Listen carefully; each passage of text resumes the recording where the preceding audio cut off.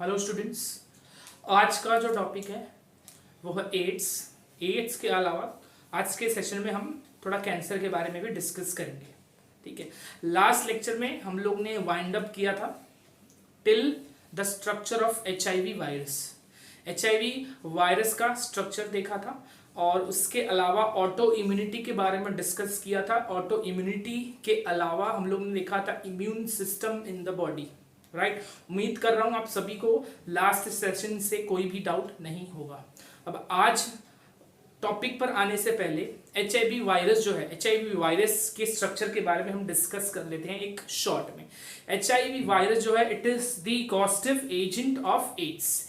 Ads stands for acquired immunodeficiency syndrome या फिर acquired immunodeficiency syndrome. Okay, तो ये दो चीजें याद रखनी है। पहली चीज, causative agent of AIDS is HIV and AIDS का फुल फॉर्म याद रखना है एक्वायर्ड इम्यूनोडेफिशिएंसी सिंड्रोम। अभी सिंड्रोम जो वर्ड है उसका मतलब होता है कलेक्शन ऑफ सिम्टम्स या फिर group of symptoms. And AIDS, the disease AIDS was discovered or reported first in USA in the year 1981. Okay, इसके अलावा एक और बात, इट इज एड्स जो है it is a congenital disease, it is not a congenital disease. बहुत important है, इसको याद रखना है। HIV का स्ट्रक्चर हमने डिस्कस किया हुआ है। HIV का जो स्ट्रक्चर होता है उसमें जो जेनेटिक मटेरियल होता है वो सिंगल स्ट्रैंडेड RNA होता है। Genetic material is single stranded RNA। दो सिंगल स्ट्रैंडेड RNA प्रेजेंट होंगे और वहां पर एक बहुत ही इंपॉर्टेंट एंजाइम होता है रिवर्स ट्रांसक्रिप्टेस, जिसका रोल आज हम डिस्कस करने वाले हैं। अब इसके अलावा दो प्रोटीन के कोट होते हैं, inner coat and outer coat. उसके अलावा एक लिपिड बाय मेम्ब्रेन होता है या फिर लिपिड बाय लेयर होता है और उस लिपिड बाय लेयर के ऊपर ग्लाइकोप्रोटीन्स होते हैं which are nothing but the antigens. Okay, तो इतना हमने लास्ट लेक्चर में एड्स के ऊपर डिस्कस किया था। आज का जो टॉपिक है वो है mode of action of HIV। HIV कैसे लिम्फोसाइट्स को इन्फेक्ट करता है, HIV कैसे लिम्फोसाइट्स को इन्फेक्ट करता है, ये है मोड ऑफ एक्शन। अब मैं एक और खास चीज बता दूं कि ये जो एड्स है, ये जो बीमारी है, इसमें ये HIV वायरस जो है ये बहुत ही इंपॉर्टेंट याद रखना है, TH सेल्स को इन्फेक्ट करता है और मैक्रोफेजेस को इन्फेक्ट करता है। बहुत इंपॉर्टेंट है, याद रखना है कि जो HIV वायरस है या जो HIV है ये किसको इन्फेक्ट करता है, TH सेल्स एंड मैक्रोफेजेस। ठीक है, अब आगे हम लोग बढ़ते हैं। अब आप सभी को पता है, यहाँ पर मैंने एक इंपॉर्टेंट की दी हुई है। यहाँ पर सिंगल स्ट्रैंडेड जो दिख रहा है वो है वायरल RNA। इसके अलावा थोड़ा मैंने डार्क या फिर बोल्ड किया हुआ है वो है वायरल DNA। इसके अलावा सेल का DNA जो है उसके ऊपर मैंने कुछ स्पाइंस लगाए हैं। तो ये की याद रखना है कि की जो है यहाँ पर बहुत इंपॉर्टेंट है। ओके, अब मोड ऑफ एक्शन के ऊपर आते हैं। तो ये मैंने सेल बनाया, ये कौन से सेल्स है अपने T helper cells. T helper cells जो है उनके ऊपर एक खास रिसेप्टर्स होते हैं, CD4 रिसेप्टर्स। TH सेल्स के ऊपर एक खास रिसेप्टर्स होते हैं जिसको बोलते हैं CD4 रिसेप्टर्स। इसीलिए TH सेल्स को एक और नाम है CD4 cells. TH cells are also known as CD4 cells. ठीक है, अब आगे यहाँ पर हम आ जाते हैं एक्चुअल जो मोड ऑफ एक्शन है उसके ऊपर हम ध्यान देते हैं। बहुत अलग अलग स्टेप में ये मोड ऑफ एक्शन दिखाया गया है।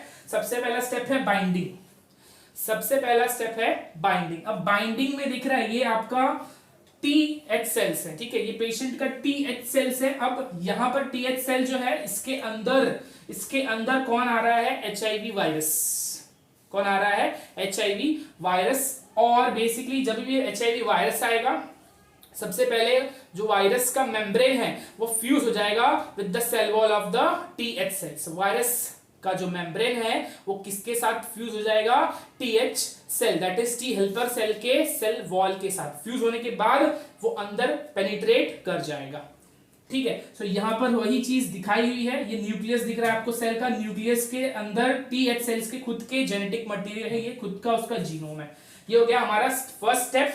फर्स्ट स्टेप को बोलते हैं बाइंडिंग। याद रखना है फर्स्ट स्टेप बाइंडिंग होता है। बाइंडिंग में क्या होने वाला है, TH सेल्स जो है उसके सेल वॉल के साथ जो हमारे वायरस है, HIV वायरस है, उसके मेम्ब्रेन्स फ्यूज हो जाएंगे ताकि जो वायरस है HIV वो अंदर आ जाए। ठीक है, अब नेक्स्ट स्टेप में बढ़ते हैं। नेक्स्ट स्टेप है रिवर्स ट्रांसक्रिप्शन। नेक्स्ट स्टेप क्या है? Reverse transcription. अब रिवर्स ट्रांसक्रिप्शन वर्ड से ही पता चल रहा है। ठीक है, ट्रांसक्रिप्शन का मतलब क्या होता है? Synthesis of RNA from DNA. Synthesis of RNA from DNA is known as transcription. तो रिवर्स ट्रांसक्रिप्शन क्या होगा? Opposite, synthesis of DNA from RNA. Synthesis of DNA from RNA is called reverse transcription. तो जाहिर सी बात है यहाँ पर enzyme का नाम क्या होगा? Reverse transcriptase. अब यहाँ पर आप सभी को देखो, एक और खास बात यहाँ पे याद रखना है कि अब यहाँ पर नेकेड जीनोम है वायरस HIV का, ये सिर्फ जीनोम दिख रहा है, नेकेड जीनोम। बाकी जो उसके प्रोटीन कोड्स वगैरह थे वो क्या हो गए? डिसॉल्व हो गए।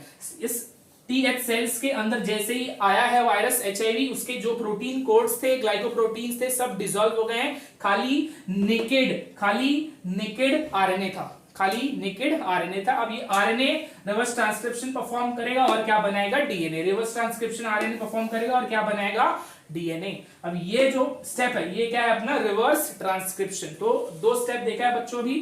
फर्स्ट स्टेप है बाइंडिंग, सेकेंड स्टेप है रिवर्स ट्रांसक्रिप्शन। तो ये दो स्टेप याद रखना है। अब थर्ड स्टेप की तरफ बढ़ते हैं।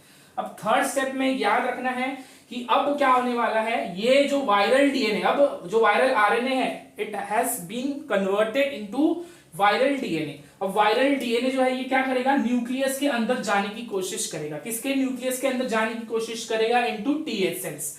TH सेल्स के न्यूक्लियस में जाने की कोशिश करेगा वायरल डीएनए। अब जैसे ही अंदर जाएगा, जो सेल का डीएनए है और जो वायरल डीएनए है दोनों इंटीग्रेट हो जाएंगे। तो याद रखना है, ये जो सेल का डीएनए है उसके साथ जो वायरस है उसके डीएनए जो है दोनों इंटीग्रेट हो जाएंगे, मिक्स हो जाएंगे in presence of one more viral enzyme integrase. Integrase एक और एंजाइम है जो वायरल डीएनए को सेल के डीएनए के साथ इंटीग्रेट करता है, ज्वाइन करता है। तो ये याद रखना है। थर्ड स्टेप याद रखना है। थर्ड स्टेप है इंटीग्रेशन। इंटीग्रेशन स्टेप याद रखना है। वायरल डीएनए मिक्स हो जाएगा सेल के डीएनए के साथ, तो बेसिकली एक अलग से रिकॉम्बिनेंट डीएनए टाइप का स्ट्रक्चर दिखाई देगा। तो ये हमारे थर्ड स्टेप के बाद का रिजल्ट है। अब फोर्थ स्टेप क्या होगा? देखो, डीएनए है। अब डीएनए की एक प्रॉपर्टी होती है कि डीएनए जो है वो प्रोटीन सिंथेसाइज करता है by the process of transcription translation. DNA की प्रॉपर्टी होती है, हेटेरोकैटालिटिक प्रॉपर्टी होती है। डीएनए से प्रोटीन्स बनता है, प्रोसेस होता है ट्रांसक्रिप्शन एंड ट्रांसलेशन। सेम चीज यहां पर होगा। ये हमारा डीएनए है, इसमें दो टाइप के डीएनए है। सेल का TH सेल्स के भी डीएनए है as well as the viral DNA है। वायरल डीएनए TH सेल्स दोनों डीएनए है। कहीं ना कहीं याद रखना है, इससे पहले होगा transcription in the nucleus. Transcription होगा किधर? न्यूक्लियस में। न्यूक्लियस में ट्रांसक्रिप्शन होगा। इसका मतलब क्या? ये जो HIV वायरस है उसका जो डबल स्ट्रैंडेड डीएनए था, उसका जो डीएनए था उससे भी क्या बनेगा? आरएनए। इसका मतलब क्या? वायरस ने अपना आरएनए फिर से बना दिया जो कि उसका जेनेटिक मटेरियल था, तो आरएनए बन गया। आरएनए कहां बना? न्यूक्लियस में। तो ये है ट्रांसक्रिप्शन। तो याद रखना है, चौथा स्टेप है ट्रांसक्रिप्शन। पहला स्टेप क्या है? बाइंडिंग। ओके, सेकेंड स्टेप है रिवर्स ट्रांसक्रिप्शन, थर्ड स्टेप है इंटीग्रेशन, फोर्थ स्टेप है ट्रांसक्रिप्शन, फिफ्थ स्टेप है ट्रांसलेशन। ट्रांसलेशन में क्या होगा? जो आरएनए बना है, जो mRNA न्यूक्लियस में बना है, वो थ्रू न्यूक्लियर पोर्स बाहर जाएंगे इन द साइटोप्लाज्म। साइटोप्लाज्म में जाकर ट्रांसलेशन परफॉर्म करेंगे, दैट मींस प्रोटीन सिंथेसाइज करेंगे। अब कहीं ना कहीं यहां पर आपको दो चीज दिखाई देगी, वायरस एज वेल एज उसके प्रोटीन्स, राइट? बिकॉज डीएनए जो है, वायरस के डीएनए से ही वायरस का प्रोटीन बनेगा। प्रोटीन मतलब बेसिकली उसका आउटर लेयर, इनर लेयर, ये सब चीजें बनेंगी, कुछ एंजाइम्स बनेंगे। ठीक है, सो ये याद रखना है। अब जो वायरल आरएनए है और उसका जो प्रोटीन्स है, they will go near to the cell membrane. वो लोग कहां चले जाएंगे? Near to the cell membrane. तो याद रखना है, viral RNA plus viral protein, उससे क्या समझ में आ रहा है कि कहीं ना कहीं न्यू प्रोजेनी बनेंगे। HIV के न्यू प्रोजेनी बनने वाले हैं इन द TH सेल्स। याद रखना है, TH सेल्स जो है अब एक फैक्ट्री के समान हो चुका है। It is like a factory. वो खुद ही वायरस को प्रोड्यूस, रेप्लिकेट, प्रोजेनी बनाकर दे रहा है। तो यहां पर याद रखना है, viral RNA plus viral proteins, viral RNA plus viral proteins, इससे एक ही चीज हम लोग को अंदाजा लगा सकते हैं कि एचआईवी, नए प्रोजेनी बनेंगे एचआईवी की, तो प्रोजेनी बन गए, राइट। अब वो जो है ये हो गया अपना ट्रांसलेशन, ठीक है, ट्रांसलेशन हो गया। अब इसके बाद नेक्स्ट याद रखना है, लास्ट स्टेप होगा बडिंग। बडिंग में क्या होने वाला है, पूरा पैक हो जाएगा viral DNA as well viral RNA as well as the viral protein pack हो जाएगा और सेल मेम्ब्रेन से होकर बाहर निकल जाएगा। सेल मेम्ब्रेन को बेसिकली ब्रेक करके तोड़कर ये बाहर निकल जाएगा। तो इस तरीके से ये क्या करता है, सेल की लाइसिस करता है, लाइस द सेल। तो ये पूरा मोड ऑफ एक्शन बहुत इंपॉर्टेंट, याद रखो अच्छे से। पहला स्टेप याद रखना है binding, second step reverse transcription, third step integration, integration में एंजाइम याद रखना है इंटीग्रेस, रिवर्स ट्रांसक्रिप्शन में एंजाइम का नाम याद रखना है reverse transcriptase, fourth step transcription, fifth step translation and the last step sixth step होता है अपना बडिंग, ठीक है। अब यहाँ पर मैं आता हूँ, थोड़ा सा यहाँ पर मुझे बताना था कि ये देखो वायरल जो आरएनए है ये सेल्स के न्यूक्लियोटाइड को यूज कर रहा है, वायरल आरएनए सेल्स के ही न्यूक्लियोटाइड को क्या कर रहा है, यूज कर रहा है, राइट। सो यहां पर याद रखना है कि वो रैंडमली न्यूक्लियोटाइड्स ऐड करेगा, जिसके वजह से जो एरर है न्यूक्लियोटाइड्स ऐड कर रहा है, तो उसमें जो एरर होगा न्यूक्लियोटाइड्स का कि न्यूक्लियोटाइड्स जो प्रॉपर्ली ऐड होने चाहिए थे, ए के सामने टी, ए के सामने यू, तो वो एरर दिखाई देगा, ठीक है, जिसकी वजह से बहुत ज्यादा म्यूटेशन होगा, राइट। एरर होगा न्यूक्लियोटाइड्स में, दैट मींस व्हाट, म्यूटेशन होगा। तो ये इंपॉर्टेंट है, याद रखना है कि यहाँ पर जो वायरल आरएनए है उससे जब भी डीएनए बनेगा, जो रिवर्स ट्रांसक्रिप्टेस है वो रैंडमली न्यूक्लियोटाइड्स को या फिर सेल जो हमारे टीएच सेल्स है उसके न्यूक्लियोटाइड्स को रैंडमली ऐड करता है। तो ये पूरे स्टेप क्लियर हो जाने चाहिए। अब देखो ये एचआईवी टीएच सेल्स को इन्फेक्ट कर रहा है। अब TH cells, T helper cells जो है ये बहुत ही इंपॉर्टेंट है। ये क्या रिलीज करते हैं, लिम्फोकाइंस, और लिम्फोकाइंस रिलीज हो रहा है, उसके वजह से दो बहुत इंपॉर्टेंट चीज होती है। पहली चीज क्या होती है, बी लिम्फोसाइट्स को एक मैसेज जाता है कि एंटीबॉडीज रिलीज करना है, राइट, पहली चीज। दूसरी चीज होती है कि जैसे ही लिम्फोकाइंस रिलीज होते हैं, टी सेल्स, टी लिम्फोसाइट्स जो है वो लगातार रेप्लिकेट होते हैं। तो अगर टीएच सेल्स ही नहीं होगा तो हमारे इम्यून सिस्टम में एंटीबॉडीज प्रोड्यूस नहीं होंगे, और टीएच सेल्स जैसे कि एचआईवी वायरस इसको इन्फेक्ट करके किल कर रहा है, डिस्ट्रॉय कर रहा है, टीएच सेल्स कम होती जाएंगे, जिसके वजह से क्या होगा, अदर जो टी सेल्स हैं वो भी नहीं बन पाएगा, बिकॉज नंबर ऑफ लिम्फोकाइंस, जो क्वांटिटी है लिम्फोकाइंस की वो कम रिलीज होगी, जिसकी वजह से जो टी सेल्स हैं उनके पास प्रॉपर मैसेज नहीं पहुंच पाएगा। तो ये बहुत इंपॉर्टेंट है, याद रखना है कि अगर टीएच सेल्स नहीं है तो क्या होने वाला है, टीएच सेल्स नहीं है तो लिम्फोकाइंस रिलीज नहीं होगा, और जब लिम्फोकाइंस रिलीज नहीं होगा तो बी लिम्फोसाइट्स को मैसेज नहीं मिलेगा एंटीबॉडीज प्रोडक्शन करने के लिए, जिसकी वजह से हमारे इम्यून सिस्टम जो है वो बहुत सारे इन्फेक्शंस से गुजरेंगे, बहुत सारे इन्फेक्शंस हमारे बॉडी को होंगे। तो बहुत इंपॉर्टेंट है, याद रखना इसको। ओके, सो ये अपना टॉपिक है mode of action. Okay, next topic है ट्रांसमिशन ऑफ एड्स वायरस, कैसे वायरस ट्रांसमिट होता है। सबसे पहले याद रखना है एचआईवी वायरस जो है it is transmitted through fluid. HIV virus is transmitted through fluid, ठीक है।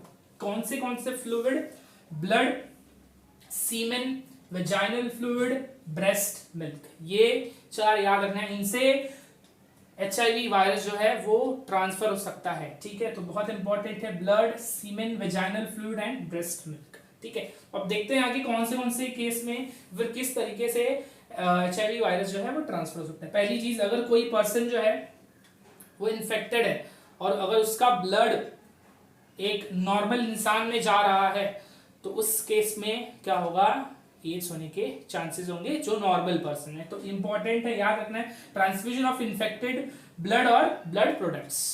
सेकेंड है यूज ऑफ कंटामिनेटेड नीडल्स। का यूज ऑफ कंटामिनेटेड नीडल्स मतलब सपोज एक नीडल है उसको एक पेशेंट के ऊपर यूज किया है who may be suffering from AIDS, right. So अगर वही सेम नीडल्स एक नॉर्मल पर्सन के ऊपर यूज कर लिया, सेम नीडल्स अगर नॉर्मल पर्सन के ऊपर यूज कर लिया तो कहीं ना कहीं वो ट्रांसमिट हो सकता है, ठीक है। सो ये याद रखें।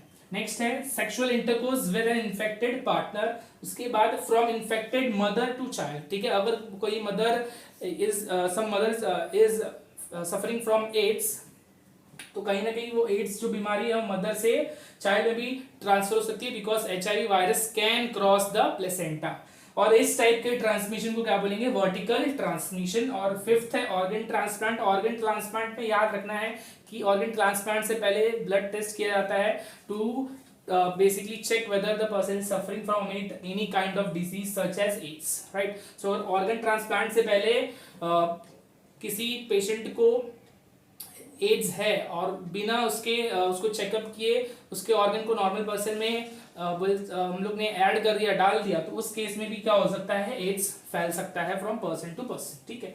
उसके बाद एड्स नहीं फैलता कैसे, मतलब कौन से सोर्स से जहां से एड्स नहीं फैलेगा, तो सबसे पहला सोर्स है इंसेक्ट्स बाइट्स। इंसेक्ट्स बाइट से कभी भी एड्स या एचआईवी वायरस नहीं स्प्रेड होगा। इसके अलावा क्राउडेड ट्रांसपोर्ट, ठीक है, कहीं पर क्राउडेड एरिया में है तो ऐसे नहीं, वहां पर पर्सन टू पर्सन टच वाला कांटेक्ट हो गया तो उस टच से भी वायरस फैल सकता है, नहीं फैलेगा। उसके अलावा sharing towels, utilities and telephones, ठीक है, ये सब अगेन टच या फिर कोई एक चीज यूज कर रहा है वही चीज किसी और ने यूज कर ली तो उससे भी नहीं फैलेगा। उसके अलावा कैजुअल कॉन्टेक्ट लाइक हगिंग, किसी को हग कर लिया, अगेन टच से ये नहीं फैलता है, right, so it is non communicable disease.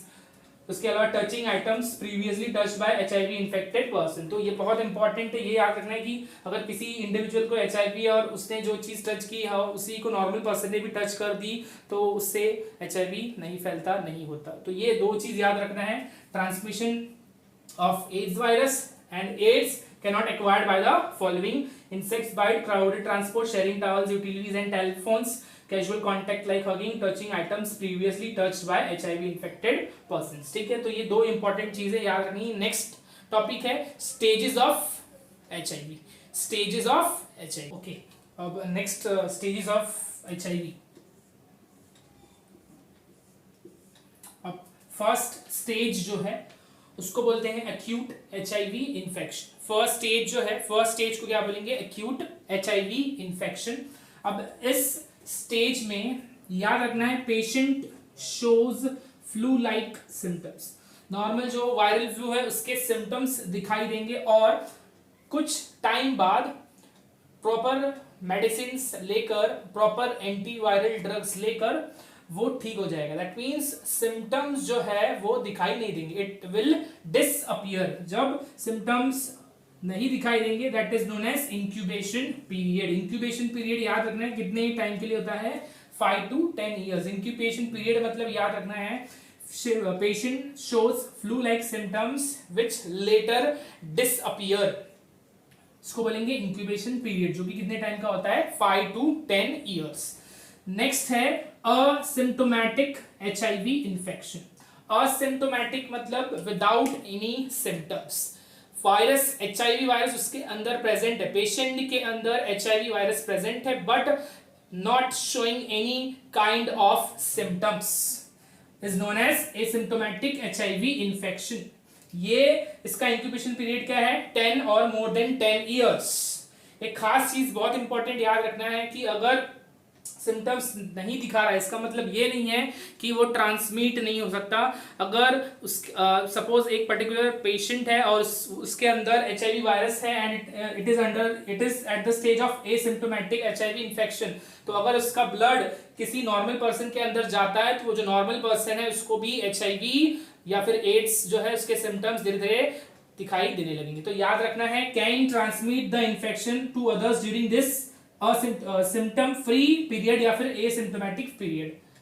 दो स्टेज याद रखना है, पहला स्टेज होता है एक्यूट एचआईवी इन्फेक्शन, सेकंड होता है एसिम्टोमेटिक एचआईवी इन्फेक्शन। अब थर्ड स्टेज में आते हैं अर्ली सिम्टोमेटिक एचआईवी इन्फेक्शन। यहां पर थर्ड स्टेज जो है उसमें सिम्टम्स दिखाई देने लगते हैं। सिम्टम्स है chills, fever, sweat particularly at night, इसके अलावा स्वोलन लिम्फ नोड्स, इसके अलावा वेट लॉस अप टू 10%। तो ये हमारा थर्ड स्टेज याद रखना है कि ये एचआईवी का थर्ड स्टेज है, अर्ली सिम्टोमेटिक एचआईवी इन्फेक्शन, जिसमें क्या क्या दिखाई देगा, चिल, फीवर, उसके बाद sweat at night particularly at night, swollen lymph nodes and weight loss up to 10%। अब लास्ट स्टेज अगर प्रॉपर ट्रीटमेंट या फिर ट्रीटमेंट नहीं हुआ इस स्टेज तक, तो फिर अगर नेक्स्ट स्टेज में पेशेंट पहुंच जाएगा, that will be the ads.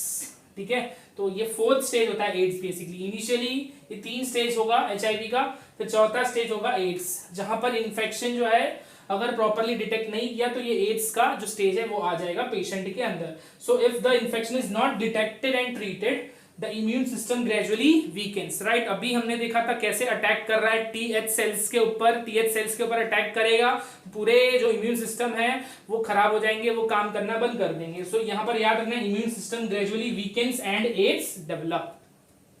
और याद रखना है कि ये जो एचआईवी वायरस है वो टीएच सेल्स को मार रहा है, CD4 सेल्स को मार रहा है। TH cells are known as, again फिर से बता रहा हूं, TH cells are known as again CD4 cells. So जो टीएच सेल्स का काउंट है वो डिक्रीज हो जाता है अप टू 200 सेल्स पर mm³ ऑफ ब्लड। याद रखना है कि जब भी इंफेक्शन होता है एचआईवी का, जब भी पर्टिकुलर पेशेंट को एड्स होता है, तो जो सेल्स हैं टीएच सेल्स, उनका नंबर जो है, उनका काउंट जो है वो कम हो जाता है टू लेस देन 200। नॉर्मली 1000 के ऊपर जो है वो टीएच सेल्स हमारी बॉडी में प्रेजेंट होते हैं। तो ये बहुत इंपॉर्टेंट है, इसको याद रखना है।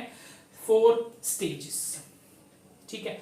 अब देखो इम्यून सिस्टम, एड्स जो है, एड्स वर्ड ही समझ में आ रहा है, एक्वायर्ड इम्यूनोडेफिशिएंसी सिंड्रोम। तो ये इम्यून सिस्टम को वीक कर रहा है।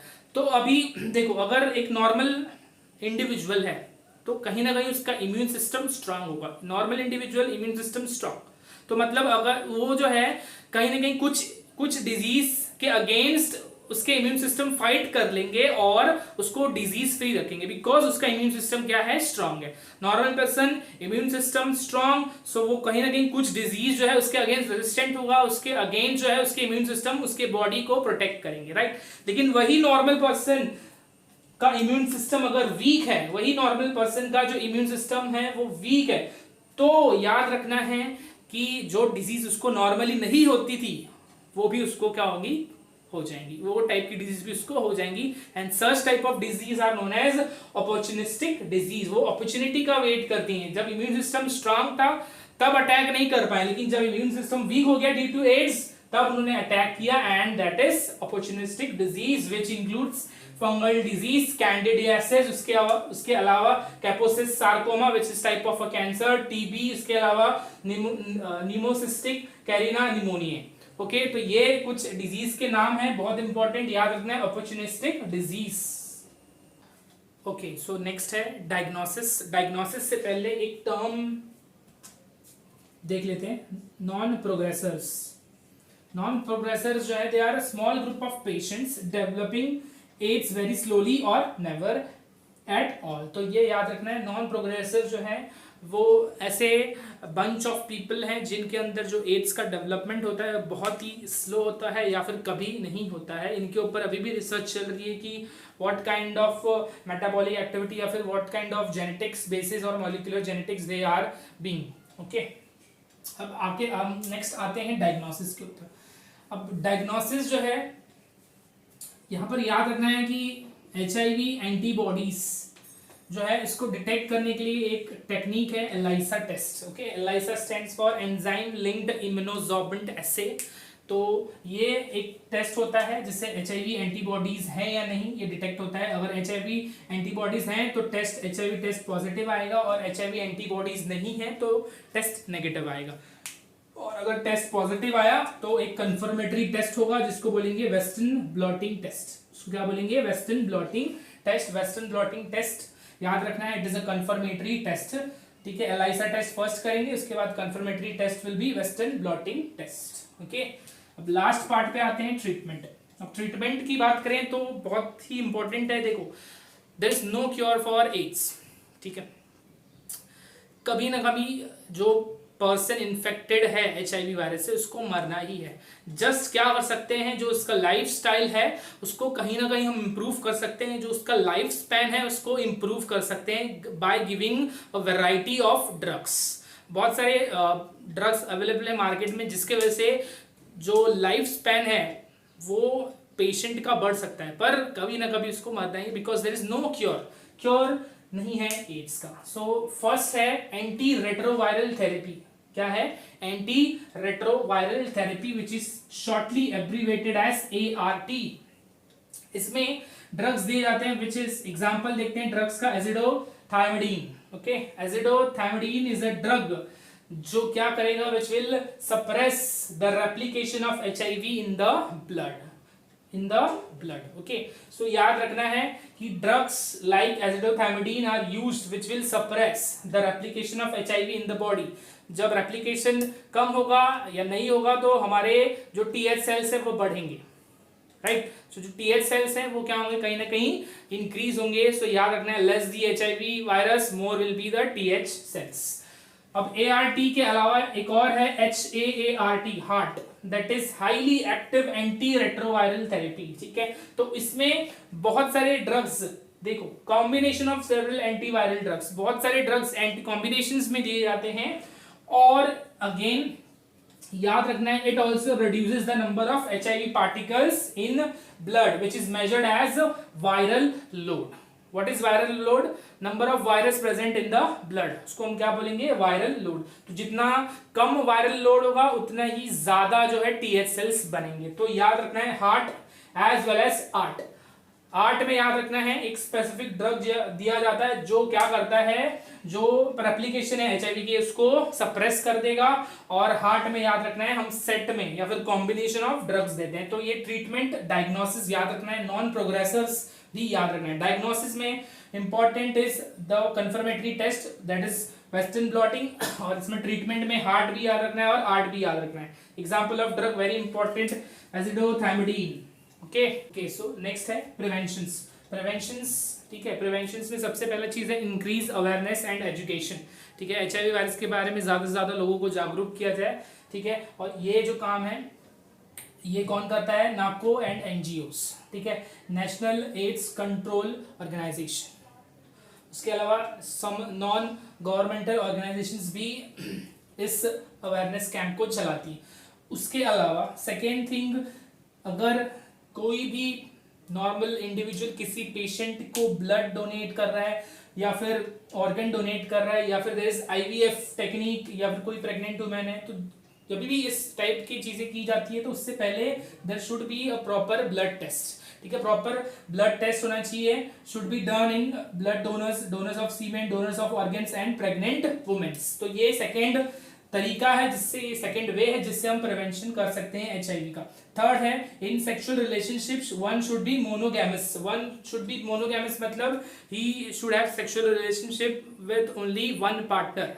ठीक है, so that is known as monogamous. इसके अलावा disposable needles and syringes should be use. ठीक है, सो एक बार कोई सिरिंज या नीडल यूज कर लिया तो उसको वापस किसी और पेशेंट्स पे नहीं यूज करना है, उसको डिस्पोज कर देना है। इसके अलावा fourth, dentist should use sterilised equipment. Not only dentist, हमेशा कोशिश करनी है कि जो इक्विपमेंट्स हैं, आपको जो भी चीज़ है वो स्टेरलाइज यूज करें, एक प्रॉपर क्लीनलीनेस रखें, हाइजीनिसिटी रखें। ठीक है, सो ये बहुत इंपॉर्टेंट है, ये प्रिवेंशंस याद रखने हैं। इसके बाद अभी आज देखिए बहुत सारे अवेयरनेस कैंप चल रहे हैं एड्स के ऊपर। ठीक है, और एक इंपॉर्टेंट चीज़ 1 December as you all know is celebrated as World AIDS Day, right. फिर भी कहीं ना कहीं जो पेशेंट होते हैं एड्स के, जो भी इंडिविजुअल एड्स से सफ़र करते हैं, उनको बहुत ही अलग कर दिया जाता है पूरे सोसाइटी से। ठीक है, उनको एक अलग नज़रिए से ही देखा जाता है। तो ये चीज़ जो है वो नहीं होनी चाहिए। ठीक है, कहीं ना कहीं वो भी एक टाइप का डिजीज़ है, कोई एक बाहर से एक अलग ही दुनिया से आया हुआ डिजीज़ नहीं है, वो भी एक नॉर्मल जैसे सभी डिजीज़ वायरल डिजीज़ है वैसे ही वो भी एक वायरल डिजीज़ है। तो ये चीज़ नहीं होनी चाहिए। There should be empathy and compassion among young people in discussing सर्च केस। एम्पैथी याद रखना है कि अपने आप को उस सिचुएशन में रख कर रियलाइज करना है कि क्या होगा। ठीक है, देयर शुड बी एम्पैथी। ठीक है, उसके अलावा याद रखना है एक केस, ठीक है, एक केस के बारे में मैं बताता हूँ। चंदी ब्रदर जो है फ्रॉम तिरुवनंतपुरम का ये केस है 2003-4 का। तो यहाँ पर चंदी ब्रदर जो है, उनके बारे में बताने से पहले उनके पेरेंट्स जो हैं, मैं बता दूं कि उनके पेरेंट्स जो हैं दे वर डिटेक्टेड एज HIV पॉजिटिव। ठीक है, और ये कैसे हुआ था कि वो ब्लड ट्रांसफ्यूजन के लिए गए थे हॉस्पिटल में और वहीं से उनको HIV हो गया था। ठीक है, HIV पॉजिटिव उसके बाद उनको पाया गया था। और 2 साल बाद जैसे ही उनको HIV पॉजिटिव पाया गया, उसके 2 साल बाद ही उनकी डेथ हो गई, ठीक है। और डेथ होने के बाद इनके दो चाइल्ड थे, that is they are Chandi brothers basically, ठीक है। तो ये जो दोनों बच्चे थे, इनको भी जब डायग्नोस किया तो इनको भी HIV पॉजिटिव आया। और जब इनको HIV पॉजिटिव आया तो इनको, जहाँ ये पढ़ते थे, जो स्कूल में ये पढ़ते थे, वहाँ से इनको निकाल दिया गया, ठीक है। सो जब इनको स्कूल से निकाला गया तो इनके तरफ से कुछ लोग ने, चंडी ब्रदर्स की तरफ से कुछ लोग ने इसका अपोज किया। तो गवर्नमेंट ने उनको अलाउ किया कि स्कूल जाने दें, जो नॉर्मल जैसे सभी लाइफ जी रहे वैसे ही लाइफ जीने दें,